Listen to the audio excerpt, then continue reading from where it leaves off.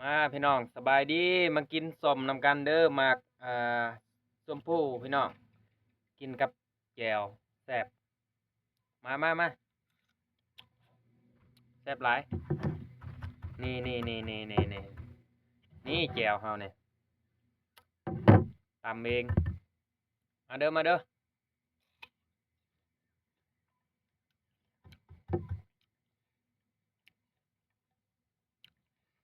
กินหมากหนึ่งกับแจ่วมันสิจามหน่อยหนึงแต่มันก็แซ่บนะแซ่บหลายมาพี่น้อง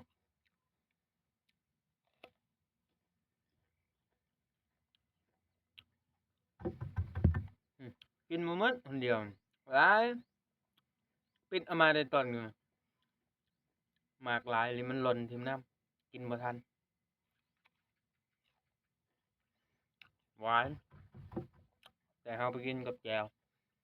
มันเข้ากันดี